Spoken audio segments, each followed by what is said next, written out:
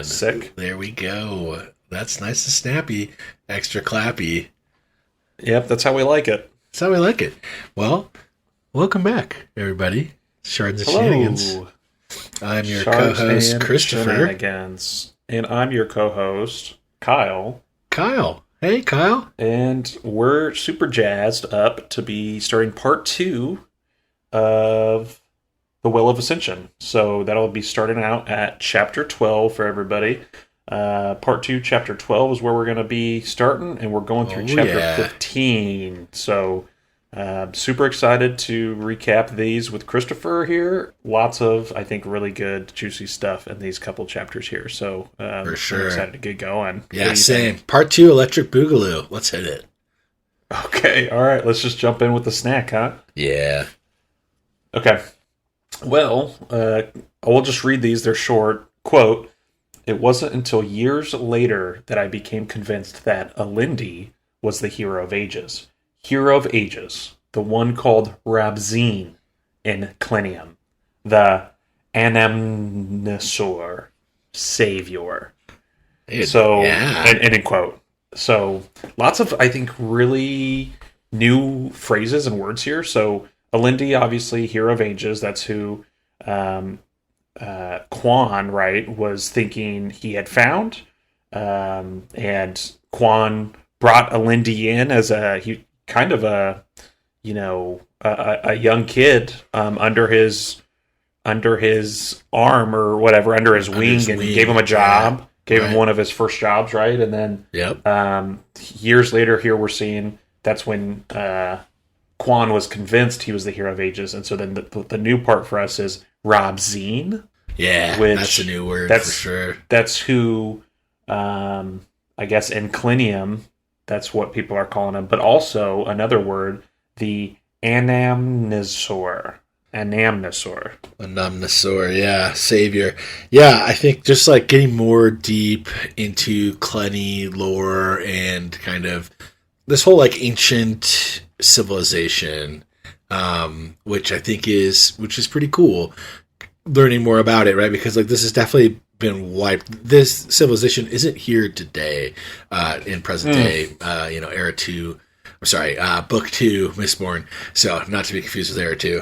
But yeah, I think it's really interesting and definitely some new things to wet our whistles.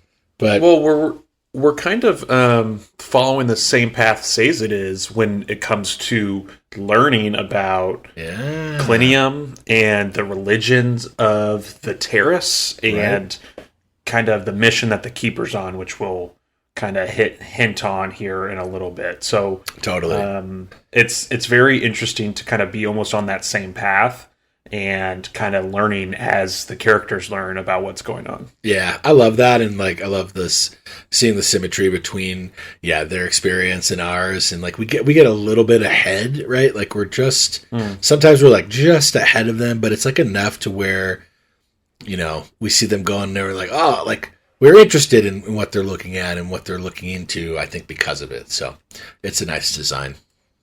Right. Yeah. Oh, for sure. All right. Well, snack's over, guys. Unfortunately, we're going to just have to, I guess, buck up and have a meal here. Yeah. I think it's time. Okay. So, chapter 12. We are back in a Sazed and Marsh perspective here. Sazed, really, but Sazed and Marsh are hanging out, and they've arrived at the fortress, the Conventicle of Saran.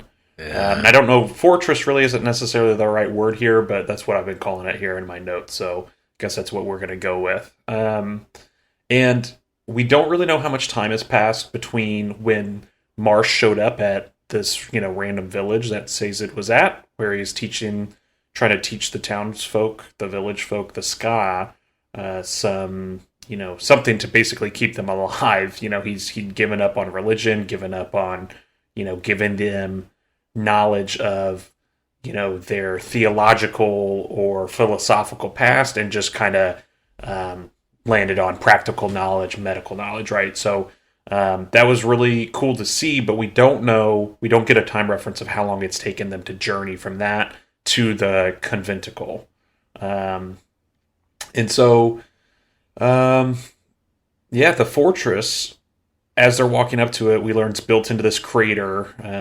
So there's this, there's kind of an elevated rim. So if you're looking out over the horizon, you can't see anything. It just looks like maybe a small plateau or a small little hill, but nothing crazy. But when you walk up on it, you realize, oh, you're walking up to the rim of this canyon, this crater, and down inside it is built this structure. And so can't be seen from afar. You have to really be right on top of it, and there's no roads or anything to bring someone even near this place. So very, very easily disguised. Yeah, it's really unique, I think, the placement of this. And you don't want to use the word fortress. Sazed uses it in the beginning of this chapter, but I think as we read and find out a little bit more, I also kind of agree with you. Like, it might not be the best word choice for it, because, like, a fortress strategically is something that is more defensible, and he just goes into like very descriptive detail. It is a little repetitive, but like he goes into great detail describing, just like you said, how this is not a very defensible place, right? Like, defense is the high ground always, and having that high ground, this is the opposite. Everything has the high ground on this, but why is it that way? And like, what purpose does it serve to be here? And kind of like all these questions kind of come up. So it's interesting, and I like his thought process as he's like approaching this foreign place. I think it's pretty cool. Not only his thought process, but I think touching into that was what he's using is he's got a tin mind. Yeah. And I don't know, this might be the first time we're really seeing, he kind of gets into the details of the different metal mines that he's using. Oh, totally. I think this is definitely one of the bigger like reveals of more, more of this magic system, which is so cool. It is very cool. And so he's using the tin mine to see down into this hole and look for details that, the average person wouldn't be able to see. And he's not seeing anything significant, not seeing anybody running around. And Marsh says, with confidence, hey, everyone's gone. And Sazed kind of questions Marsh and says, like, hey, like, are you sure? And Marsh says, he doesn't know how he knows, but they are gone. Yeah. So there's some weird stuff going on with Marsh that we're not getting into here. But he certainly has a story, some kind of storyline, some kind of arc that we're not really privy to at this point. But I would love to know more. Same. I want to know what's going on with Marsh for sure.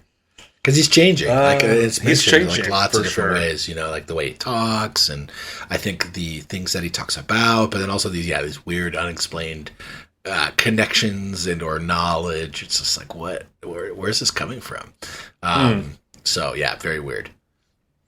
So Marsh says that they left heading north. So this would be Inquisitors and maybe some Obligators that were hanging out in this, lair. Conventicle. Lair. Conventicle. Lair. I like lair. I think lair fits. Mm-hmm. And so they're heading north, and Sazed asks, hey, towards Luthadel? And Marsh just says, cryptically, among other things. Yeah. So he's got some information about maybe where they're heading and what that means, but we don't get into that here. And so there's a cage here on the edge of the crater, and there's ropes and a pulley system, and that's how people are getting up and down into the crater to get to this lair. And it must be operated by someone in the crater. And so Marsh crashes the cart. He basically, sends it down to the ground, crashes it into a thud, and then hops on the ropes and just starts sliding down. Sazed here. This is so cool. He takes off his core copper mines, the ones that he's these are the ones that he can't lose. He hides them behind some rocks. He doesn't want to take them in here in case something happens to him. Yeah, right. And he pulls an iron and pewter mine out and put them on his ankles and dropped his bag to Marsh as Marsh is going down the ropes course, and Marsh catches it in the air.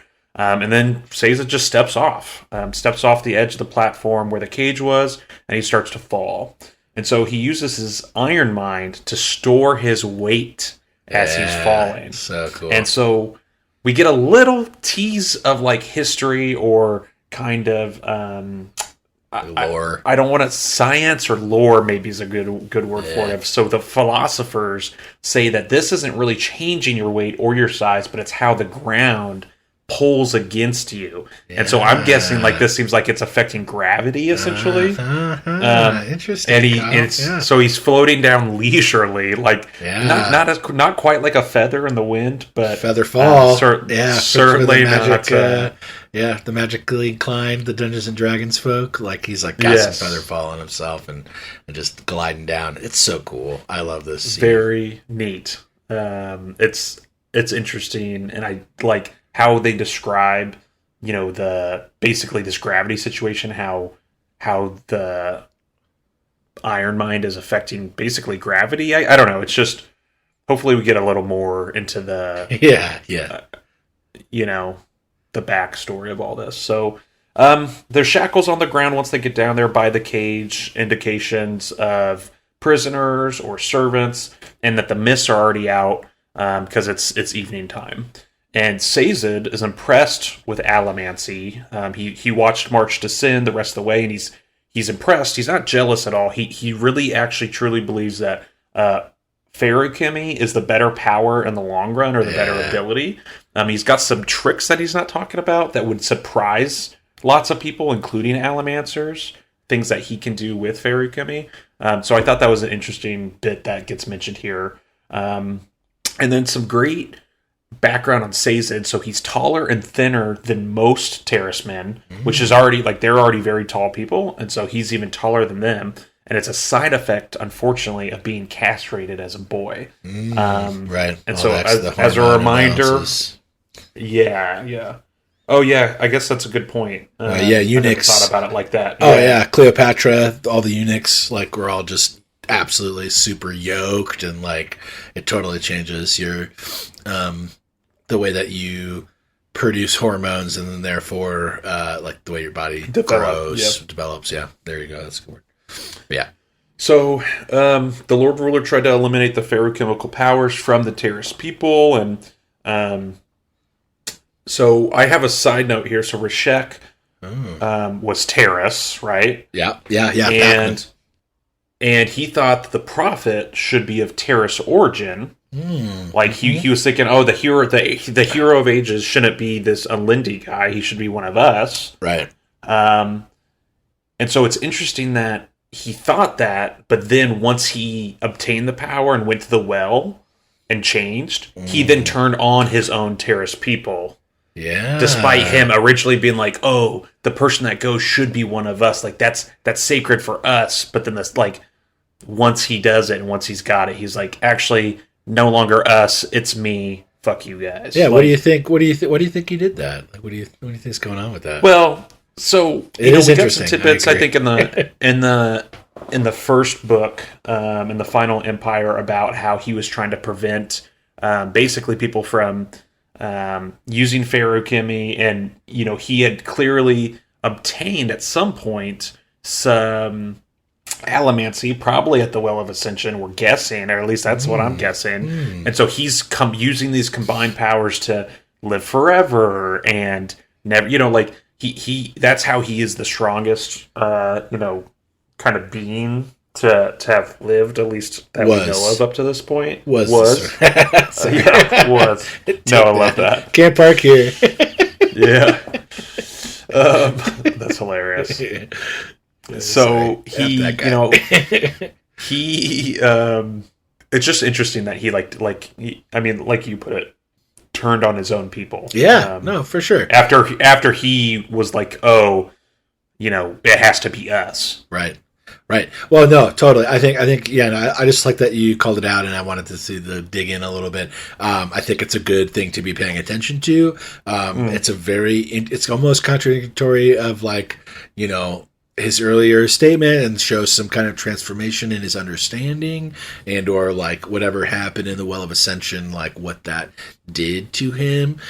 So great questions, and just things I wanted to call out for our readers, because it's been a while. So it's been a minute. Let's get this on our brains, because we're going into a treasure trove of information.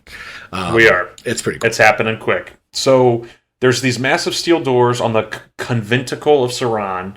Marsh Marsh uses allomancy, Sazed uses feruchemy. They have trouble, but they eventually put their backs into it, and they get the doors to budge open.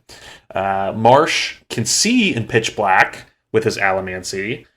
Sazed cannot with his feruchemy. So Marsh just kind of, as we saw Vin do when Vin's eyes were closed, they're using their would it be steel or iron to basically see the blue lines of any metals around them and be able to move around almost like this, almost like a bat or like echolocation, something like that. It's the seeker. It's the seeker power, because I got this wrong the other day, actually, and I remembered I wanted to bring it up.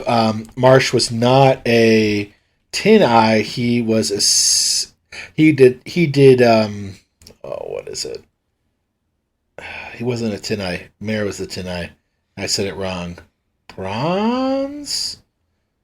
Is it bronze? Reveals elementic pulses. I feel like bronze will show you that. Yeah, because he was teaching Vin bronze on the roof. He's a seeker. The roof of the yeah. Absolutely.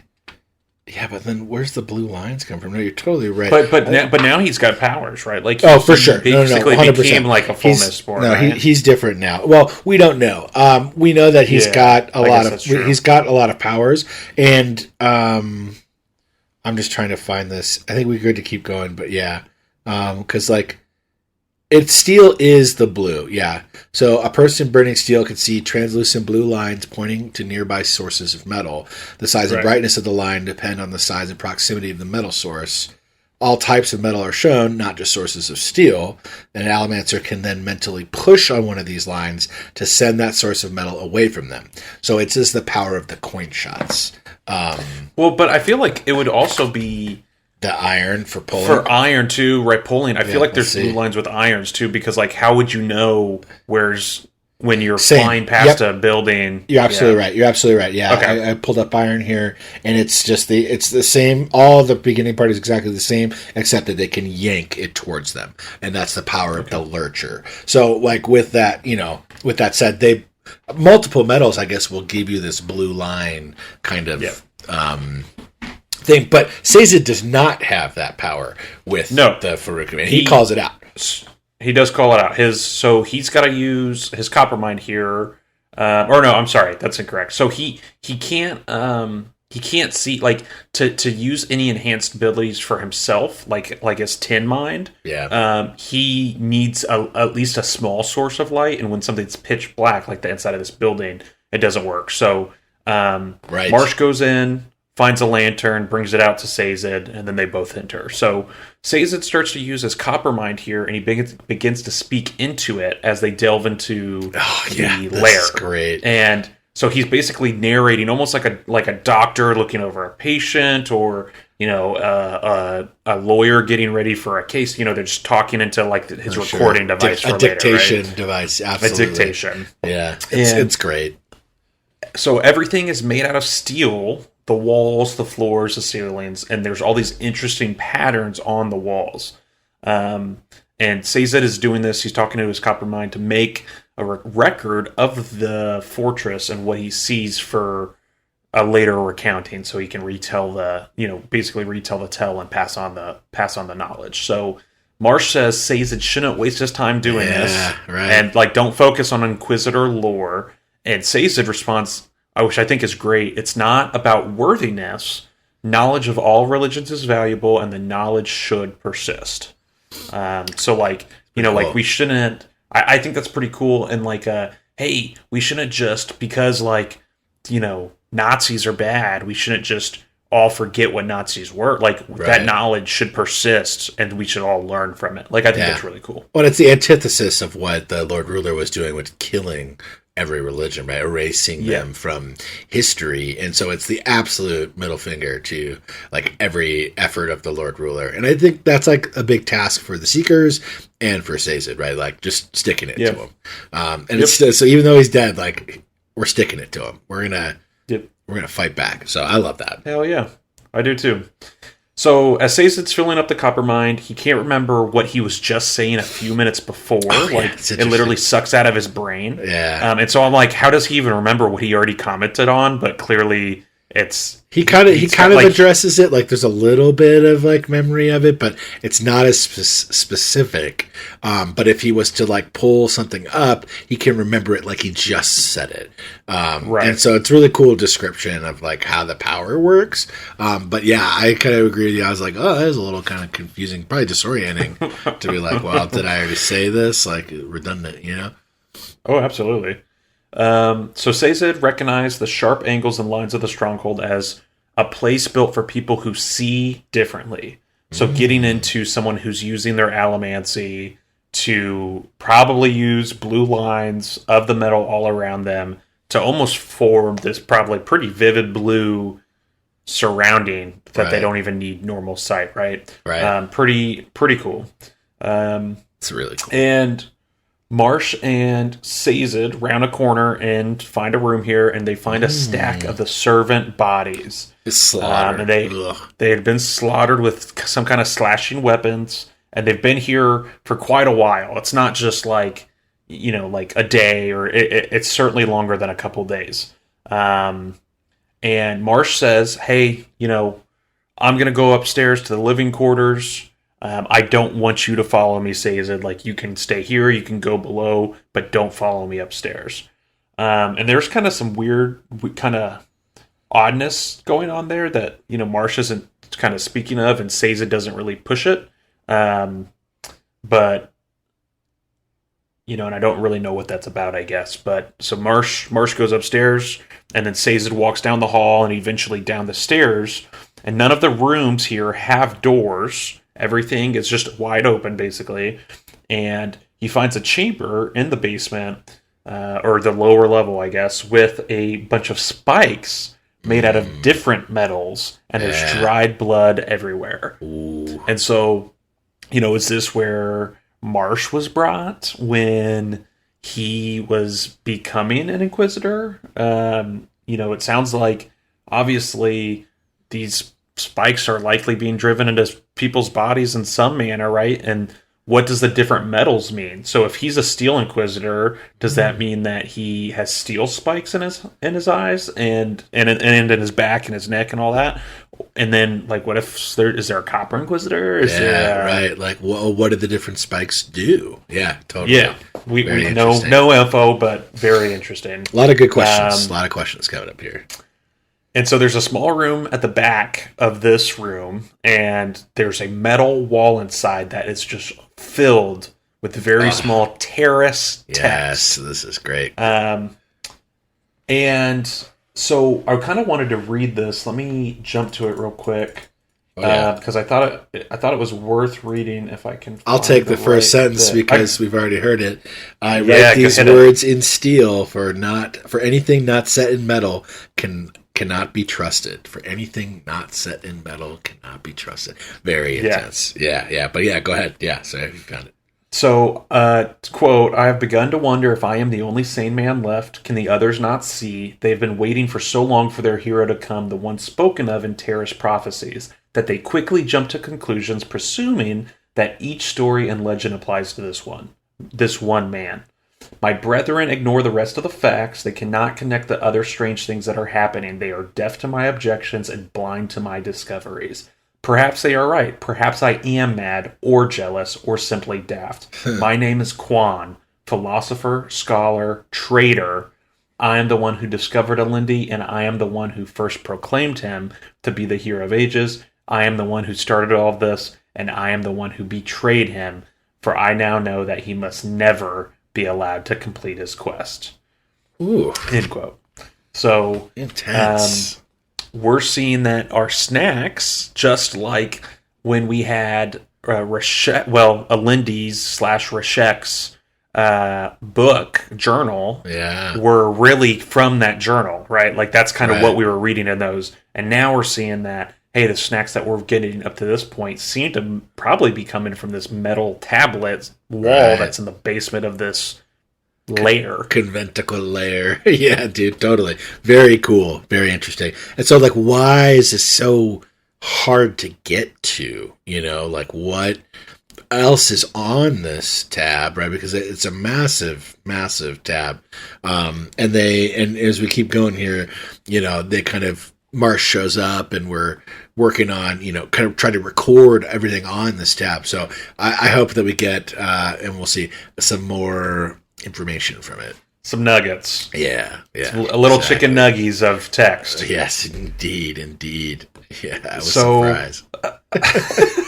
Marsh finds Sazed, startles him here. Sazed wants to record everything, decides to take a rubbing of the text, doesn't have time to write it all down, wants something different than just putting into his copper mind right away, and says, hey, we'll all at least take this to Luthadel, maybe even onto Terrace, and he's kind of using this as an excuse, like a final excuse, to get back to his friends in Luthadel, and get back to the excitement. He kind of feels guilty about that. Yeah, he does, yeah. And then Terrace people, a good bit, the last bit of this chapter that I wanted to kind of note on, right? Like they know literally almost nothing of their religion. Oh, right. And that this is really the first major discovery since they set out as keepers. And the keepers, their initial mission, we learn in this chapter, is to discover their own religion. Yeah. So it wasn't, I think, always about, saving everybody else or, recording the world's history.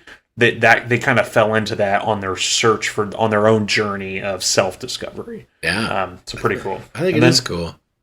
That's the end of chapter 12. End of chapter 12. It's a solid one, man. I think just jam-packed and like kind of, dark and mysterious, literally dark and mysterious, and like the whole descending down into this layer. It's just, really well said. So a pretty good one. Well, I think we should just keep on running unless you got anything else you want to say about it. No, I mean, we touched on a couple things I think that have piqued our interest so far with the text, some stuff with Marsh that we don't know what's going on. So I think just some stuff to, kind of keep in the back of our minds as we keep reading. Yeah, something to chew on, like a sunflower seed, it's just in there. Yeah, just hanging out. It's just hanging out in there. Well, we're just getting the flavor for now. Maybe it's like pickle flavored sunflower seeds. Those are good. Well, speaking of snacks, 13 starts off with a pretty neat little snack. When I finally had the realization, finally connected all of the signs of the anticipation in caps to Alendi, I was so excited. Yet, when I announced my discovery to the other Worldbringers, I was met with scorn. Oh, how I wish that I had listened to them. So, this one's cool. A couple new terms. Worldbringers? Like, what is a Worldbringer? Very interesting. So, we don't know what's going on. We don't know who the Worldbringers are. And we don't know what the signs of the anticipation, like you said, capitalized, really means. But, obviously, Quan is upset that he didn't listen to these people when they were like, oh no, like this guy isn't, it's not him. Ages. Right, yeah. So just some more mystery, more questions. More mystery for sure. Yeah. These snacks are like little teasers. We're at like a fancy restaurant and they're just like kind of, they're just getting us going, but it's not like a big old appetizer. But yeah, the food analogies reign. I just ate dinner. I'm like not even hungry. Little gold leaf metal to keep us going. Yeah, there you go. Perfect. Cool. Well, so diving in. Yeah, back to let's do it. So yeah, we're in a Vin perspective here, chapter 13, and Vin's in the mist. She's with her sewer, and she thinks that the mists have been coming out earlier and earlier in the day, and asks for sewer, who doesn't really agree. But then he says he can be commanded to agree with her because she's kind of not satisfied with that. Right. And so we're back on this like kind of this butting heads of like what is he here for? What's the contract say? What can he do? What can't he do?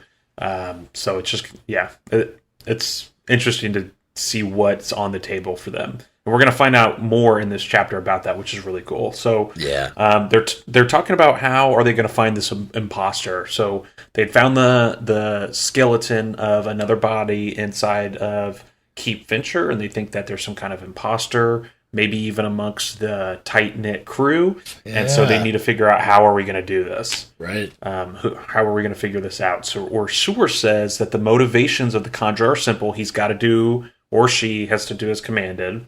And that there's no such thing as a rogue Kandra. Right. That was interesting. And I don't even know. I mean, I'm using he when I reference Orsur, probably because I think of him as Lord Renew. Lord Renew. Right. I think. He. Yeah, but totally. I don't know if we've ever, I think, seen maybe here or had any indication that he's not, that he is a he, or that he's a she, or that he's just an it. Yeah, I'm not sure he's identified, or I'm not sure that Orsur has identified a gender for us, but I do think that commonly, it's used as a he. It is. Well, yeah, for right now, yeah. When it happens, and I'll try to keep my eye out for it, but I think so. Okay. I think so. Yeah. So he's saying, hey, Kandra have to do as they're commanded, and that there's no such thing as a rogue Kandra. They're not allowed to enter human society without a contract. And like my question is like, not allowed. Why? Like, by who? Yeah, who's saying you can't come into like it's? I don't know. It's kind of weird. So he reconfirms here that Kandra cannot kill humans, and he describes his own skills as very average. He says there are some Kandra that are better than me at imitating people, and that there are some that are worse than me. But that Kandra, regardless of skill, they don't often make mistakes, and this persons can be hard to catch. And so they kind of go back and forth here on this. And Vin tried to get more info about, can she spot a Kandra with her allomancy? And Orsur says, hey, that's not something we really speak of. Yeah, he draws do you command me? And she doesn't want to. And he asks, okay, well, if you don't want to command me, then am I just free to leave the contract? Yeah, right. Like, he kind of almost calls her bluff in this weird way. And she's like, no, that's not what I mean. And so she finally commands him, and he's kind of smug about it. Yeah. Like, he's like, oh, I finally did it. And he answers that Kandra cannot be affected by mental allomancy. Yep. And so there's no effect on them if you riot or soothe them, which could be a sign, right? Like if you are pulling on someone's emotions in a specific way, but you don't see a response, maybe that could be someone who's, hey, that could be the sign because they don't feel that this person is the Kandra, but maybe that person is just an emotional reconciled and they're not, who knows? Yeah. So right. it's not foolproof. And you're not getting that like feedback like you are with like physical allomancy, where you're like, actually seeing it happening. You're just kind of like putting it out there. And like you learn about that like a little bit with Breeze too in some later chapters. I think in this little section here, but also like just about emotional allomancy in general from Breeze and in the last book, is like planting the seed almost, or like a nice way to look at it is like a flame, like a spark in a bunch of tinder, and kind of fanning that, right? You're trying to like encourage it, because like back in the old days, they were trying to get people, Kelsey was trying to get people to join the crew, and you like, oh, send in the server wearing red, and then trying to like use emotions associated with that to kind of feed the flame.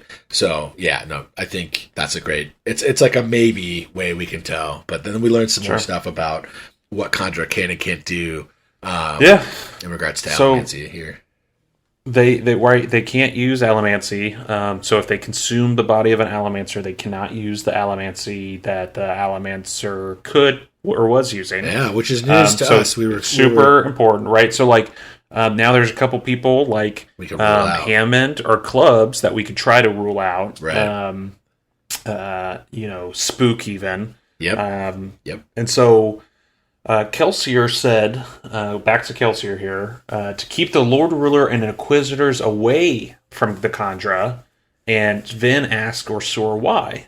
And he says he does not speak of it, and he refuses. Yeah. And he says he is not required to reveal secrets about Kandra nature.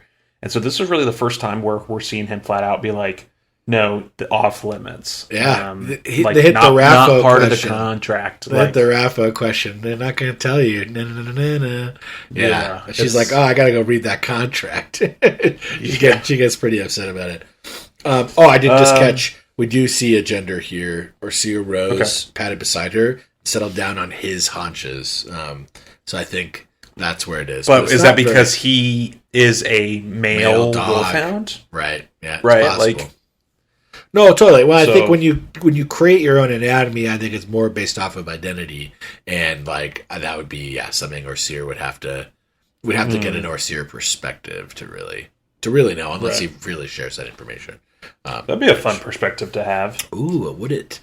Would it? So, Vin here, as they're having this conversation, she's on the rooftops and she's protecting Ellen. He's in a meeting with the crew, so we're going to be finally seeing that. Yeah. And she talked about Ellen picking Keep Vitcher instead of Credit Shaw, which she's excited because it's more easily defensible. But still no word on what's happening with Credit Shaw. That's still a question that's a little outstanding. Yeah. What is happening over there?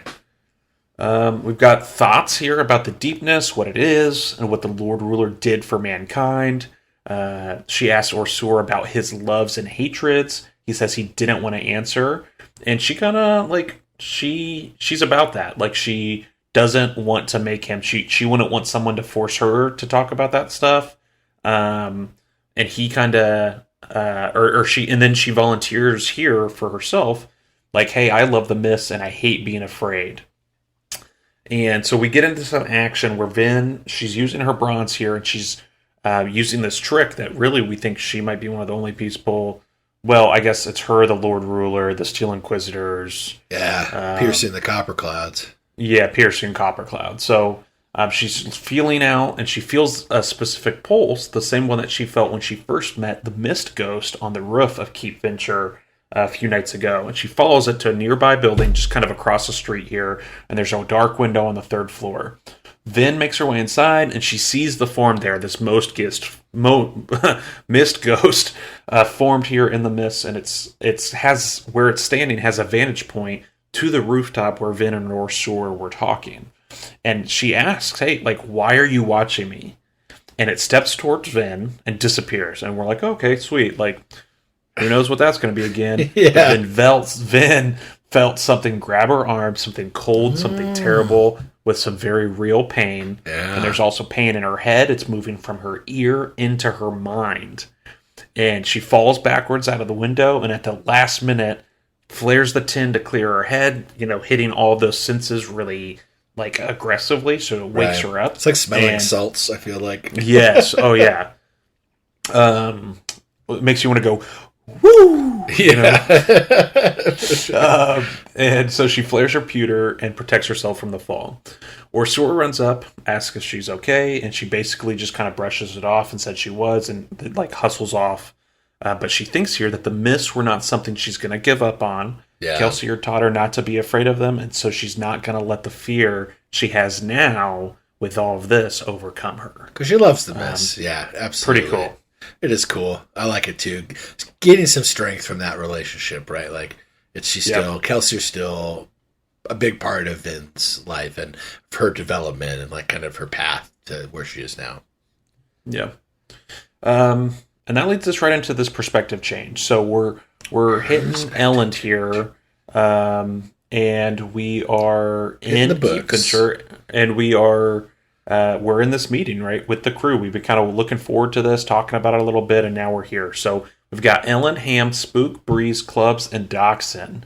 And Ellen has kept them waiting here for about 2 hours as he's carrying in about 3 stacks of books.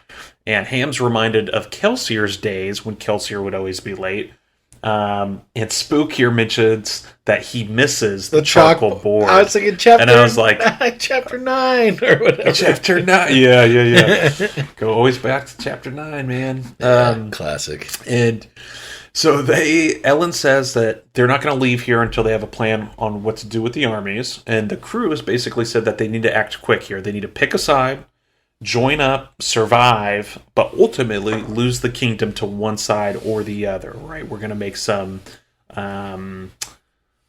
we're gonna make some. What's that word? Why can't I think of that?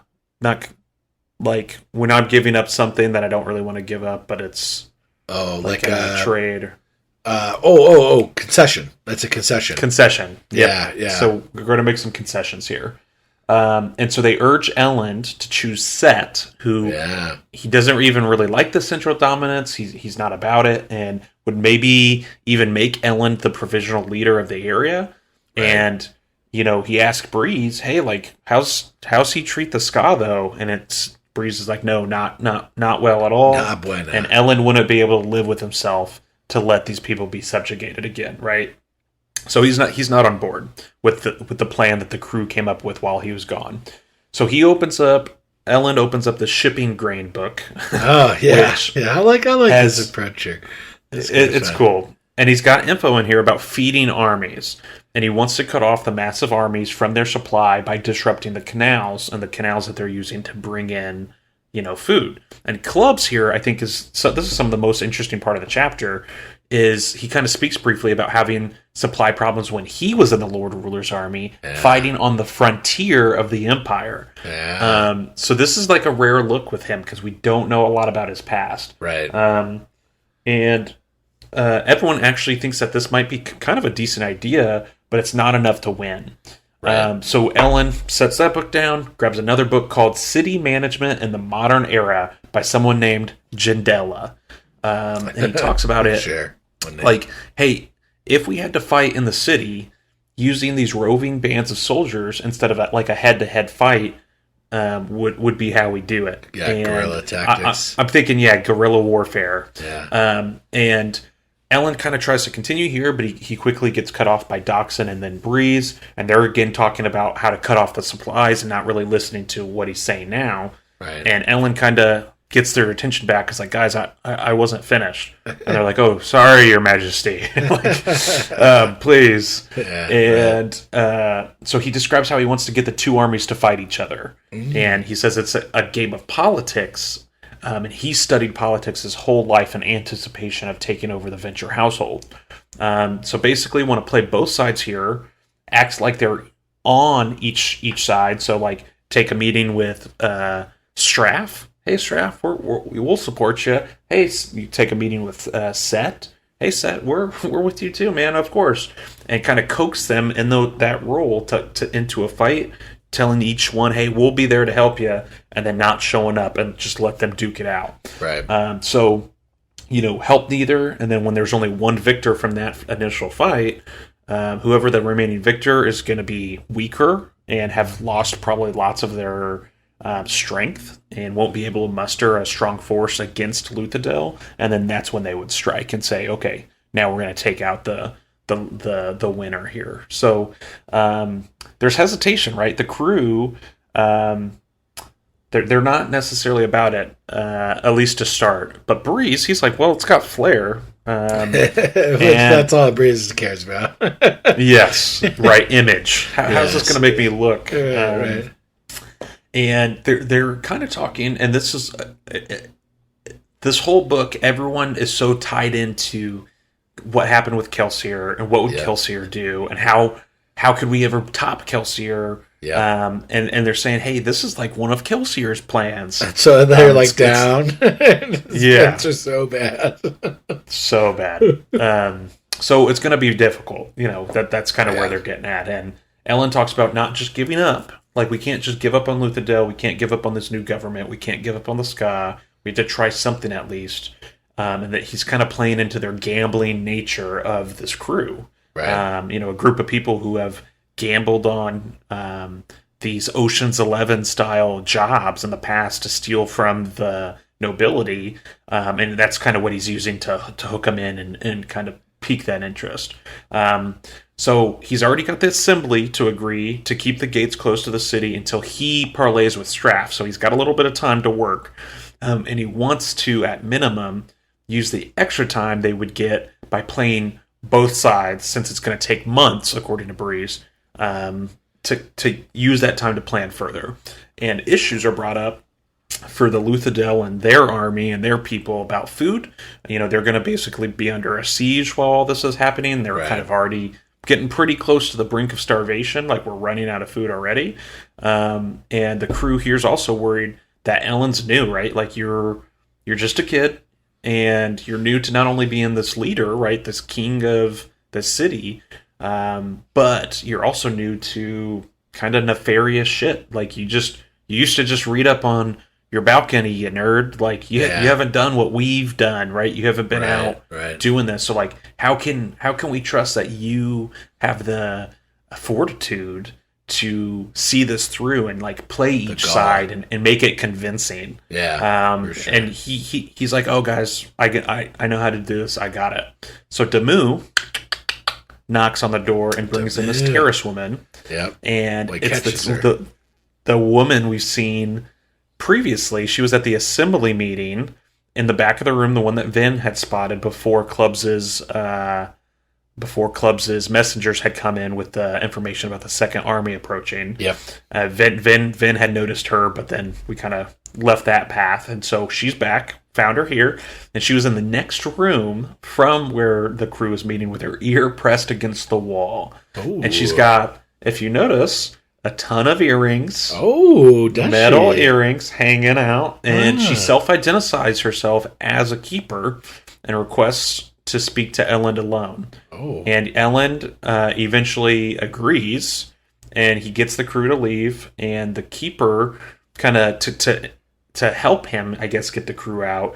Like she mentions, Vin outside the window there, like, the Mistborn you've got outside the window will protect you. Like, right. They're going to keep you safe. And the keeper said that she's here because of Sazed, but was not sent by him. Yeah, like Sazed didn't send me here, but I'm here because of Sazed. And we don't really know what that means or what kind of connection they have. And she's bound at this time. She's bound, and that's how they leave her. I was going to add that. And Ellen's alone with this bound terrorist woman. So supposedly helpless, right? Like she couldn't hurt a fly. Right. Oh, it's great. It is great. And just another example of Ellen being pretty boneheaded with his own security. Consistently.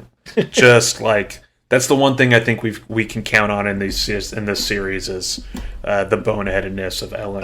Venture. How he doesn't take his own security pretty seriously. Yep, and I think that is very key to this character. And this character is great. So cool. So yeah, they start talking, and she quickly shows that she does those restraints. They don't mean much. No. Well, but I mean that wraps out chapter 13. Oh yes. You're right there. And then we'll jump into 14 with what she's got to say. Spoiler alert. That's right. They shut the door and he's alone with the terrorist woman. So I think really great chapter. I really liked the I really like just getting back with the crew, having everybody kind of like talking again. There's some cool parts where Ellen is kind of comparing himself to Kelsier. He's comparing, like, when you brought up Spook and the chalkboard, like talking about the chalkboard, and everybody's talking about Kelsier's writing and how terrible it is. But Anne was like, yeah, but he was like pretty distinctive, like they're like glorifying and idolizing him. And Ellen kind of asides to himself in his head. He's like, even his writing was legendary. Like, how can I compete with this guy? And so I think it's like a big shadow for Ellen in more ways than one. Yeah, big shoes. And I think for the whole crew, right? They're all trying to live to this ideal, but like, I think what they're all forgetting is that like Kelsier wasn't really laying out, especially verbally, plans for like after the Lord Ruler was gone. Like that was not a part of his vision in any way, shape, or form. So, I just think that it's like part of this cult of personality, this like deification of Kelsier that's happening, whether it's like in the streets with the people, which we've seen a little bit of, and like between the crew itself, right? And everybody's mostly remembering all of the like crazy successful things and Not the other stuff. So except for Clubs, I think Clubs does like call out pretty like exactly the type of person Kessler was like before he became a Mistborn and like before he came back and all this stuff. And I think part of it was that change was what like Clubs signed up for. He was like, all right, I'll give this guy a shot. So anyways, yeah, big love for Clubs. Great chapter. Really excited to see what's going on with this terrace woman, this keeper. And let's. What do you think? Yeah, I was kind of not expecting this to go the way it did, and I have some questions about it too. Yeah. And so, let's just do it. Like, let's hit the snack in 14, and then let's talk about it as we end the chapter with her. I dig it. Yeah, because we're still on the same. We're on the same beat here. Like we're just going right into the next beat, which is where I had missed the whole. Literally, the first sentence of this chapter is what happens next. Yeah, but okay. Snack time. And yet, any who know me will realize that there was no chance I would give up so easily. Give up. Once I find something to investigate, I become dogged in my pursuit. This is very interesting. I mean, it's not giving a lot, but like, what the questions I'm getting from this are like, what is he investigating? Like, what is he looking for? Is this like where he's finding his opinion changing of whether or not Alindi's the hero of ages, or like I don't know. Yeah, like I think don't know. He, if it's anything like, spoiler alert for Wheel of Time here, if it's anything like the Dragon Reborn, right? Like for everyone to be convinced that this person's the Dragon Reborn, you have to meet these prophecies. Yeah. And so that's kind of what I'm feeling here is like. Quan's like, okay, you don't believe me that this is the guy? Well, I'm going to go out and prove. Like, I'm going to find these prophecies and prove to you that he is meeting the prophecies. Right. And he is the one. Yeah. That's my interpretation. I like it. Yeah. And he's found something to investigate, and he is on the hunt. I love it. Quan is into it. All right, cool. Well, yeah, I think I'm ready for the meal here. The terrace woman snapped her bonds. Okay, oh, yeah, there we go. And Ellen immediately, what does he do? He calls out for Vin. Yeah, right? Vin? Yeah. Well, that's Vin? a great point. He does call out for Vin right away. Immediately. Well, she's like, he knows that at least he thinks she's there, right? Like, she's there watching over me. Like, it's time to step in. I was okay with this earlier because I thought you were going to save me. Are you there? Can you save me? Yeah, right. And she's not there. Basically this terrace woman's like, yeah, I just said that. Get rid of all these people. To get rid of all these people. And so he's like, well, I'm going to call for the guards now. And she's like, don't be foolish, boy. Like, I could have killed you if I wanted to already. Yeah. And it's just like, oh, buddy. See what I'm saying? Yeah, like, Ellen, you gotta stop being such a bonehead. Yeah, like, right. He's really just very lucky here that she doesn't want to kill him. Because, if she did, she would have. Exactly like she said. Yeah. And so I think he just is, he's running his luck, right? He's like running his luck. He's going to run out at some point. Bit of a silly goose. Yeah. Silly goose, for sure. But yeah, goobs. I really like where this turns, though. I didn't really expect it.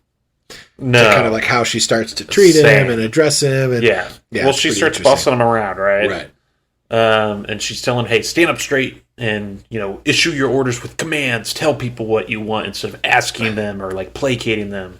And tells them, hey, like, you need to be stronger. People are going to judge you on your presentation and your words and your actions.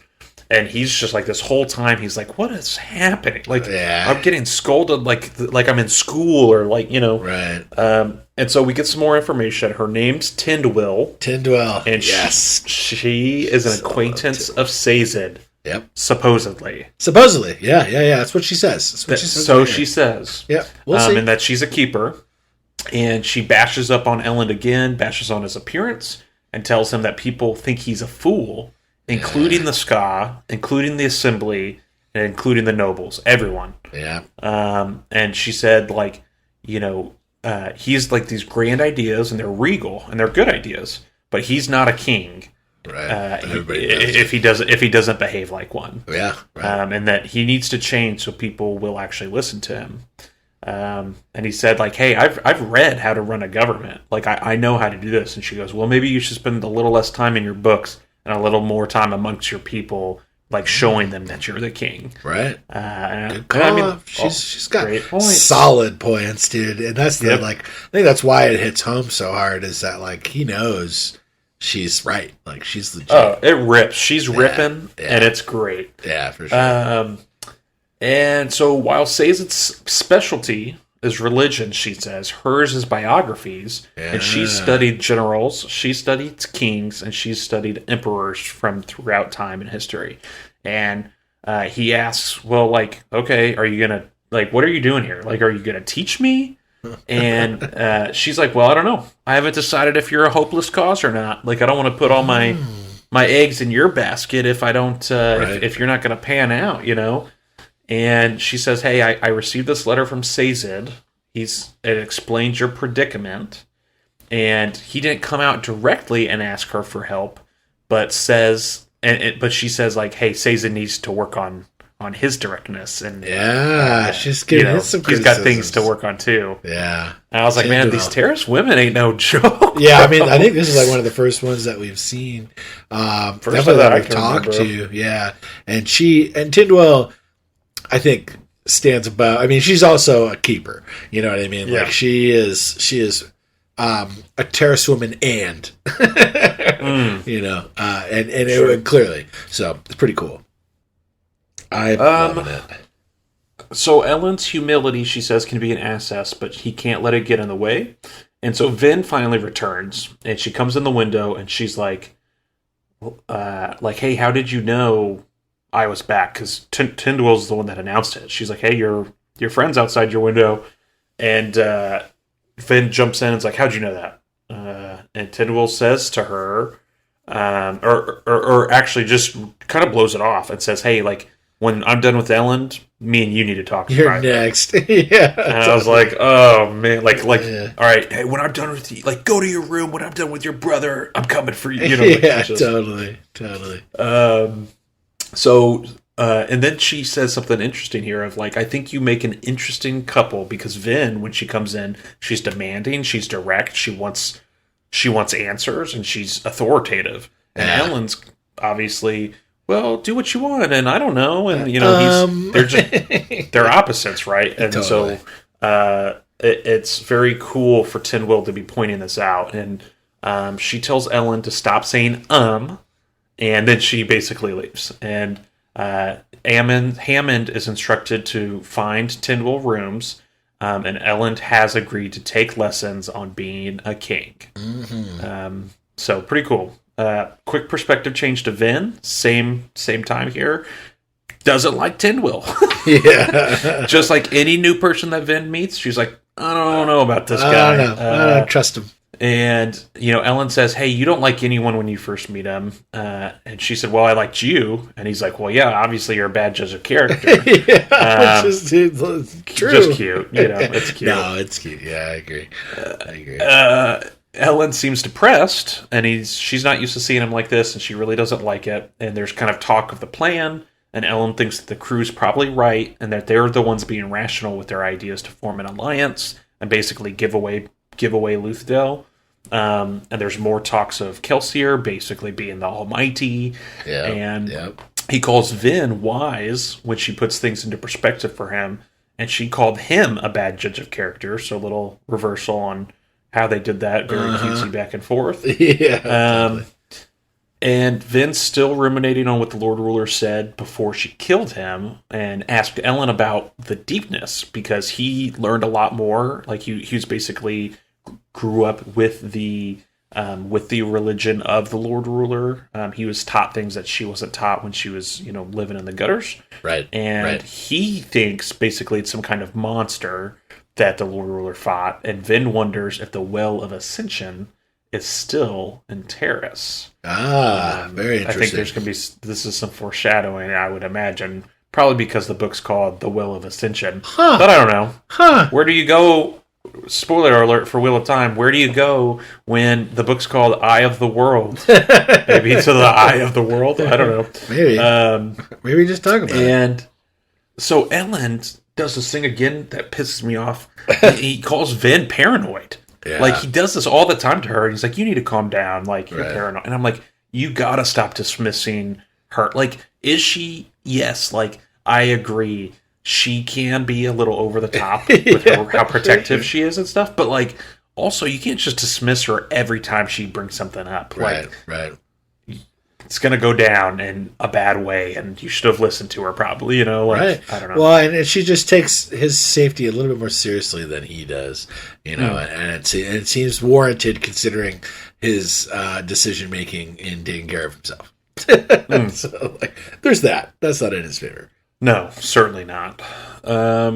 So Vin thinks here about the Hero of Ages, and how the Hero of Ages was supposed to go to the well and trust the power to take care of the deepness and not to take the power for himself, and that Rashek took it. And does that mean that the deepness was never defeated, right? Like, so if Rashek went there and took this power for himself, whatever even happened with the deepness? Right. And Vin asks about plants, a little throwback to Kelsier, and Ellen doesn't know anything about green plants or a yellow sun. He's pretty clueless here, and he thinks that's kind of funny. And she asks, Ellen asks here about getting info out of Orsur about what his, how are we going to figure out this other Khandra? And Vin tells him what she's learned so far, and she thinks about how she's not going to not trust Ellen. Like, she can't fathom that he's not the Khandra. He's the one, right? Like, so she's basically like, even if he is, I'm not going to... I don't think she could take it, right? Like, yeah, like he's my rock, right? Like can't throw your rock away. He came back for me. Yeah, so that's big part of that. Yeah, that's cool. For Final Empire. So mention of Mare and the distrust Kelsier had for her. Yeah. And she doesn't want to make the same mistake. So learning from other people's mistakes here, and her mentor's mistakes. So Ellen doesn't think that the imposter's in the crew, and he's going to have Ham and Demo start looking into the staff here at Keep Venture. And Vin thinks Ellen's too trusting. Going back and forth with that. And Vin looks at the mist coming in the window and thinks, "I will not fear you." And then she takes off and leaves for more patrols around the keep. So and end of chapter 14. Yeah, it's a good chapter. I think, it's kind of just some good Ellen and Vin FaceTime, and then the Tyndall stuff is really great. But I think I really want to see kind of where that goes a little bit more. I think it's a great introduction to Tyndall, and just kind of she means business. She is by no means this demure, quiet terrace woman. She's not a servant. No, yeah. She's not a steward. Exactly. She's about her shit. She's about her shit, and she's very valuable, right? To have that background of knowledge and studies of all the greatest kings and the greatest lawmakers and the greatest generals and stuff that's a really valuable wealth of knowledge that she just has packed up in her copper mine, and that's very accessible versus having to find the books and read them and stuff. Right.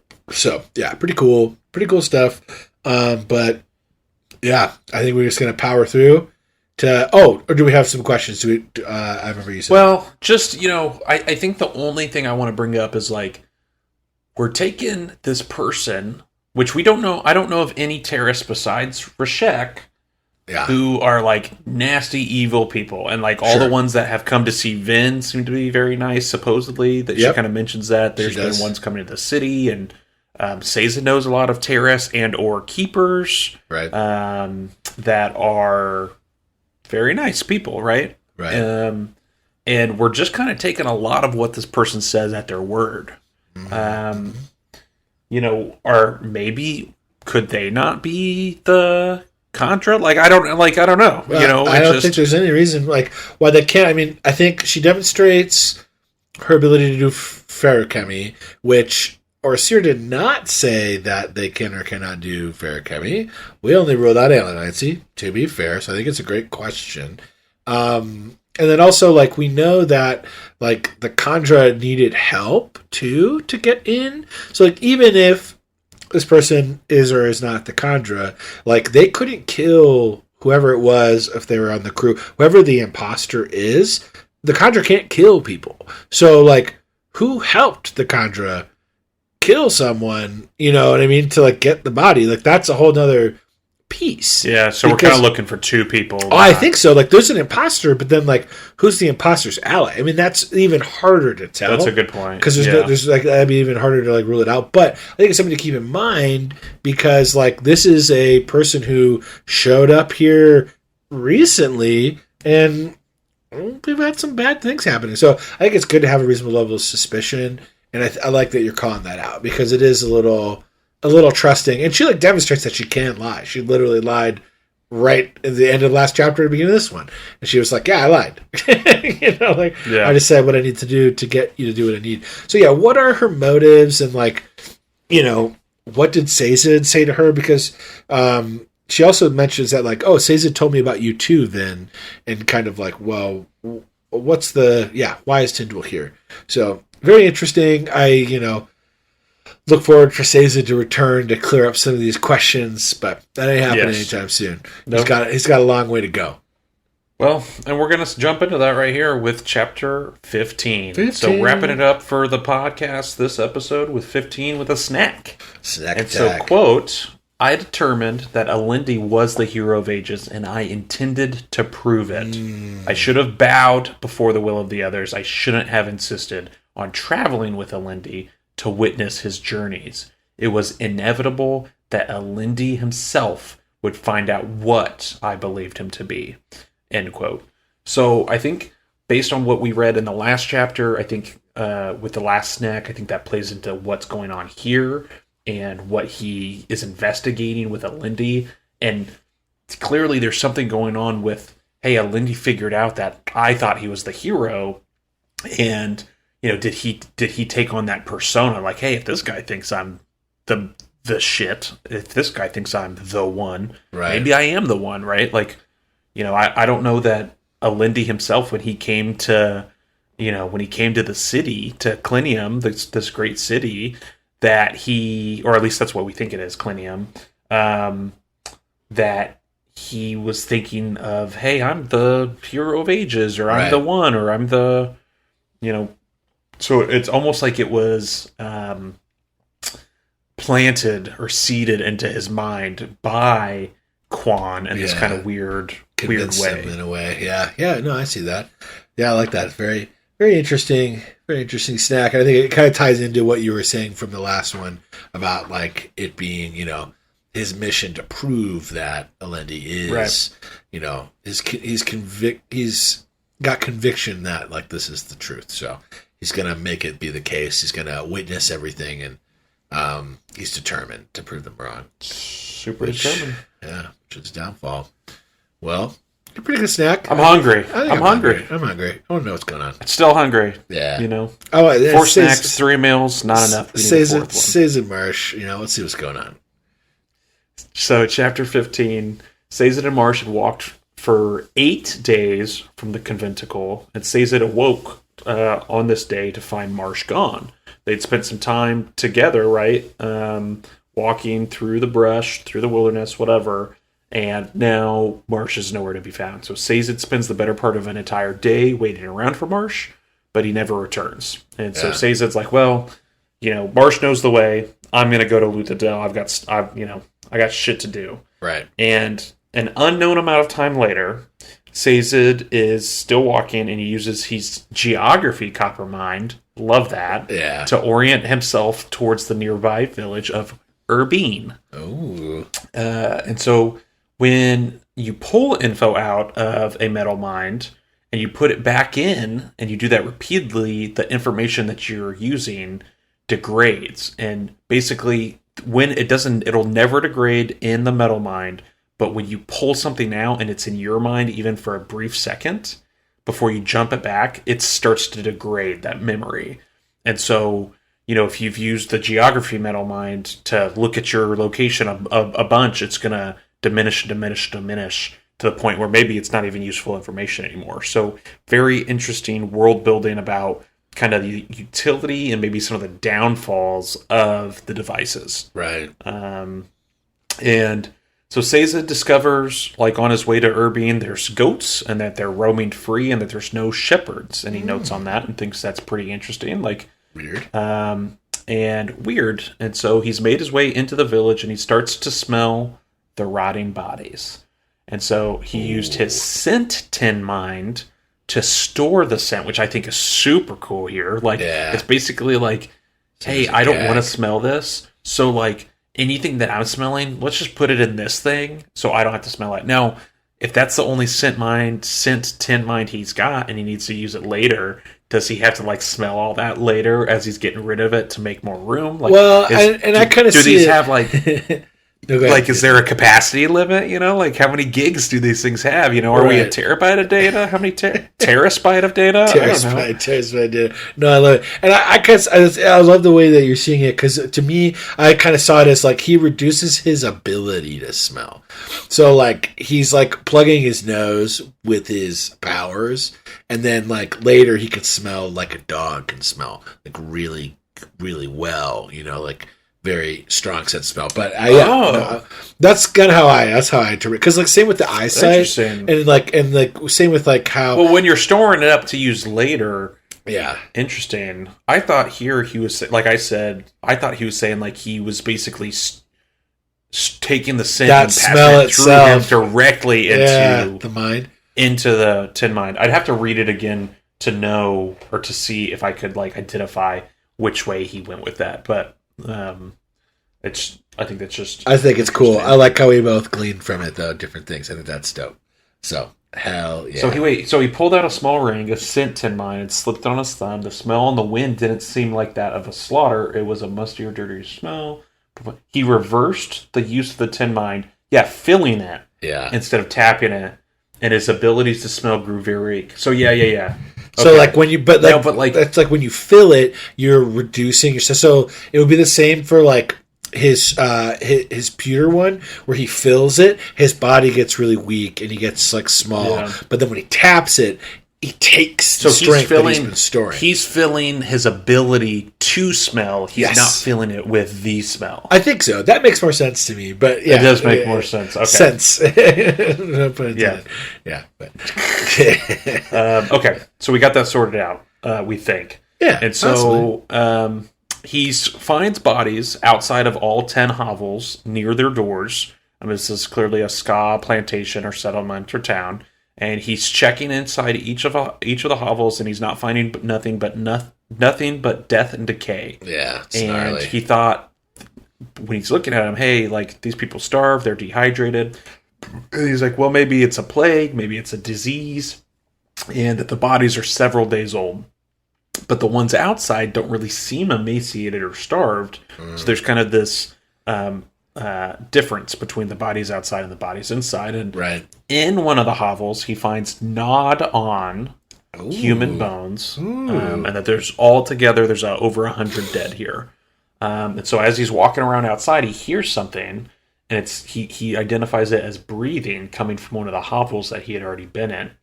Goes back in, barely is able to notice a man breathing. And so he comes up to this guy, emaciated man, and touches him on the shoulder, and the man jolts awake, scatters away from Sazed, and this guy's talking kind of crazy. Yeah. And Sazed's like, hey man, I got some food, like, and I can help you. And the guy's like, there's no food, man. They ate it all. And he's like, and he goes, but except, the food, like they didn't eat the food, but like that, like there's no food. And so obviously the bodies of his family are the food now, I've seen them. So get some snacks. So Sazed tried to get him outside, but this guy refuses and says, "Hey, I can't go because of the mist," and said that there's persistent mist for days or maybe even weeks. And the man said some did try to leave, but the mist took them, and that someone named Jed writhed when he was taken. Yep. Others escaped untouched by the mist, and so the man gets up, and he said, "Hey, well, it's time for food. The food." And went over to the human arm, picks it up, and says it approached him. And when he did, this guy yells, and almost like he's caught doing something bad, and he runs back to the corner, like back of a hovel. So Sazed pewter mines it up, gets some buffs up, gets some strength, and I was like, oh, he's about to just curb stomp this guy. Nope, Sazed's not like that, Kyle. Don't think that way. Sazed picks him up, carries him outside to where there are no mists. The guy, now that he's outside, sees the mists aren't there. He says, "Hey, why did the Lord Ruler abandon us?" And the Lord Ruler loved us and kept us safe. And the mists, now they kill us and they hate us. And then he just ups and runs, beelines it straight out of the village. So Sazed pulls out a steel mind, which can store speed. Yeah. And he stored speed for many months in this particular metal mine. Very interesting. And he's planning to get to Luthadel very quickly. Woo! And so that's really the end of the chapter. And I feel like maybe... Well, to get into it, I guess into chapter 15, we'll stop. I'll say that. Yeah. So good couple of chapters, but I want to talk about the mists. Well, yeah, and I do too, because one of the things that Gel old Gel. No, Gel, that was the guy that died. Yeah, this villager, the cannibal. One of the things that he said was Hannibal. The Hannibal, yeah, exactly. And he says. Some got away, They called to us after leaving the village, said it was all right. It didn't take them, don't know why. It killed others, though. So some it shook to the ground, but they got up later. Some it killed. So there's a ton of information there. What is the mist doing to these people? It's doing different things to different people, which that's very interesting. And Sazed kind of, is grilling him on it, and he's like, the mist let some survive, but it killed others. And the man just kind of, disassociates. Sure. Because, Sazed was trying to figure out what the connection was. So, yeah, I think the mist is really interesting. What are your questions? Well, so, based off what you just talked about, is the ones that called out to them, are they mist people that, basically the mist, pulled it, infiltrated their bodies, kind of like a Khandra, and took them over, right? Why? Right. Are we associating mist wraiths and the mist as people, or as things or beings that can both take over the form of another? Right. Is it like what Vin is experiencing with the mist? Like a mist person, that? I don't think that's ever made noise at us, though, that we've seen. So I'm not sure the connection there. But yeah, good questions.